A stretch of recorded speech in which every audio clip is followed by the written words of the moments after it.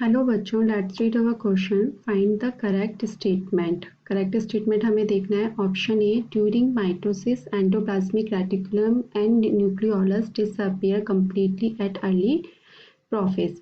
B statement क्या बोला है? Chromosome are arranged along the equator during the prophase of mitosis. C, chromosome is made up of two sister chromatid at anaphase of mitosis. D, a cell plate is laid down during interphase. तो जो हमारा की concept हो जाएगा वो क्या हो जाएगा? Cell division. क्योंकि ये जो क्वेश्चन पूरा है ये किससे रिलेटेड है? सेल डिवीजन से। अब ये सेल डिवीजन क्या होता है? इसमें टू फेजेस होती हैं, मियोसिस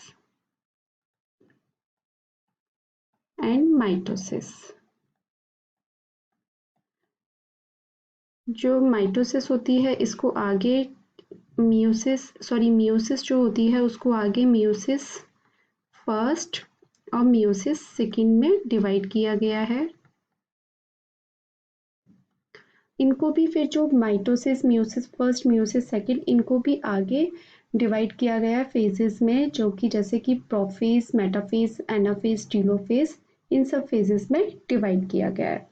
माइटोसिस में जो सेल बनती, डॉटर सेल्स बनती हैं, उसमें 2n मतलब डिप्लॉइड बनती है, यानी कि सेम क्रोमोसोम रहते हैं जो कि पेरेंट सेल में रहते हैं। ठीक है। मियोसिस में फर्स्ट में जो क्रोमोसोम होते हैं वो हाफ रह जाते हैं, जबकि मियोसिस सेकंड में सेम ही रहते हैं। ठीक है। तो जो माइटोसिस होता है उसको बोला जाता है मियोसिस सेकंड, और जो माइटोसिस को कौन सा डिवीजन बोला जाता है? इक्वेशनल डिवीजन बोला जाता है।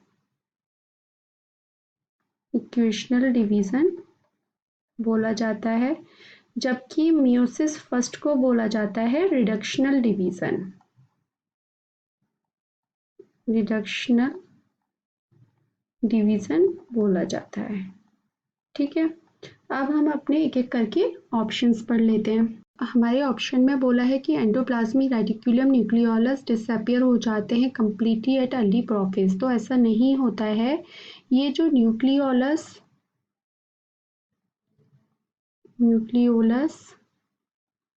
एंडोप्लाज्मिक रेटिकुलम, ये जो भी हैं गोल्जी, जितने भी ऑर्गेनल्स होते हैं वो डिसअपियर कब होते हैं? डिसअपियर एट लेट प्रोफेज या अर्ली मेटाफेज। अगर इन दोनों में से कुछ होता तो वो ऑप्शन सही होता। ठीक है। तो हमारा ये ऑप्शन क्या हो जाएगा? गलत हो जाएगा। सेकेंड है, chromosome are arranged along the equator during prophase of mitosis. तो बी ऑप्शन भी गलत है। कि क्या होता है? ये फर्स्ट ऑप्शन का हो गया। सेकेंड जो स्टेटमेंट बोल रहा है कि माइटोसिस की जो मेटाफेज होती है उसमें क्या होता है? मेटाफेज प्लेट बनती है। मेटाफेज, या जिसको कि बोला जाता है इक्वेटर प्लेट। इक्वेटर प्लेट, इस पर आकर क्या होते हैं? क्रोमोसोम अरेंज हो जाते हैं, जो कि मिडिल में होती है।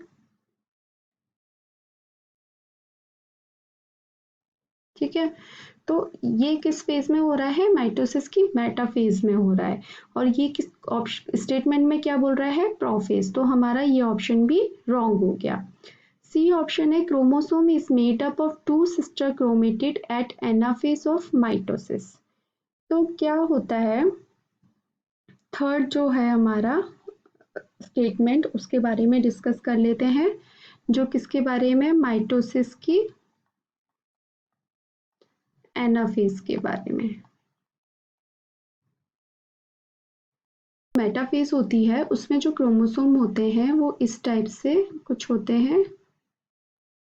ठीक है। ये सेंट्रोमियर होता है और ये यहाँ से स्पिंडल फाइबर्स, ये इक्वेटर प्लेट कुछ इस तरह से ये लगे हुए रहते हैं। ये मेटाफेज में रहते हैं। ठीक है। अब हम बात करें एनाफेज की, तो एनाफेज में क्या होगा कि जो क्रोमोसोम होंगे वो सेपरेट हो जाएंगे, क्योंकि क्या होता है सेंट्रोमियर जो होता है वो डिवाइड होता है। तो कुछ इस टाइप का कन्फिग्रेशन बनेगा।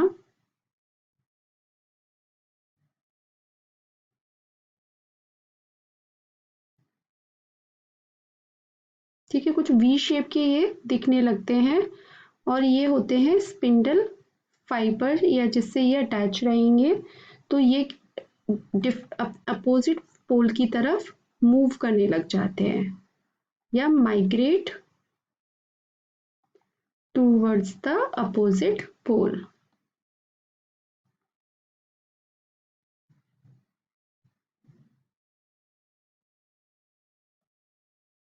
ठीक है, ये जो क्रोमोसोम है वो कितने क्रोमेटिड है इसमें, 1 2 क्रोमेटिड। तो हमारे जो ऑप्शन में स्टेटमेंट में बोल रहा है chromosome is made up of 2 sister chromatid at anaphase of mitosis, तो ये बिल्कुल सही है। अब हमारा डी ऑप्शन है a cell plate is laid down during interphase. नहीं, इंटरफेज के टाइम पर क्या होता है, सेल प्रिपेयर करती है सेल डिवीजन के लिए, प्रिपेयर फॉर सेल डिवीजन। तो सेल प्लेट इसमें नहीं बनती, तो ये हमारा ये ऑप्शन भी लेट डाउन नहीं होती है ड्यूरिंग द इंटरफेस, तो ये ऑप्शन भी गलत हो गया। तो जो हमारा करेक्ट स्टेटमेंट है तो वो कौन सा है, option C, chromosome is made up of 2 sister chromatid at anaphase of mitosis. I hope आपको ये आंसर समझ में आया होगा। Thank you so much, all the best.